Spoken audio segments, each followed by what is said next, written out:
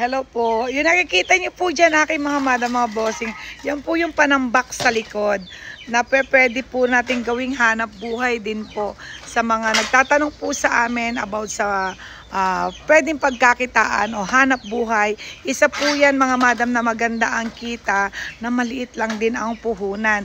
Ayan po ay per dump truck, pwedeng per elf or per cubic po.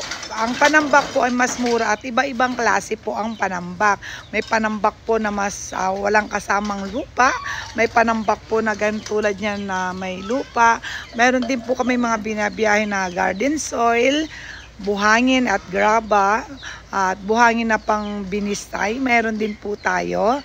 O kaya yung buhangin na galing ng Pampanga. Ayan, meron din po tayo noon sa mga nagtatanong po. So, ayan.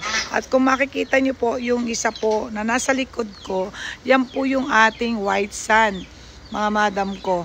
Yan po ang ating white sand. Nakataklob po siya para hindi siya bumaba. At agusin lalo na kayo umuulan. Yun nandoon naman po sa kabilang likod ko ay yung na 3/4 na graba. So iba-iba po kasi ang sizes ng graba. Yan po yung kadalasan na 3/4, yun po yung ginagamit po sa paggawa ng bahay, pagbakod. Ayan, mostly talaga hinahanap nila. Pero actually maraming klase ng graba po. May bilog, may crusher, may 3/4 at may mga sizes po talaga si graba po. Ayan, at may mga ibang kulay din si graba, ganun din po ang buhangin. So iba-iba din po sila sa mga nagtatanong po. Ganun din po sa panambak. Para po alam nyo po, may mga medyo mahal, meron din pong mura. Para po kahit pa paano mabigyan ko po kayo ng idea sa mga ibang nagtatanong po na ano po pwedeng pagkakitaan bukod dito sa ating ginagawa dito sa Reels. So sana ayan ay kapulutan nyo ng konting aral.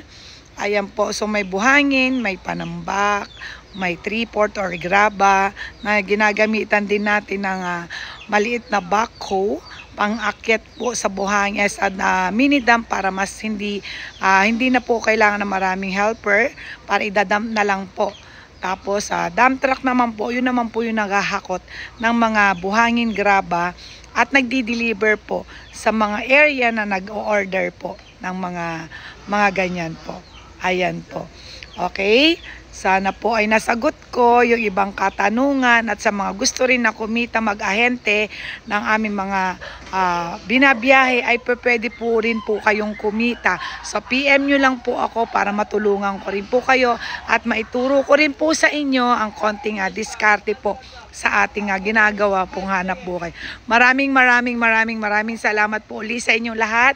Follow for more videos natin at share at react na rin po. Thank you so much mga mamshi, mama chup chup. Bye!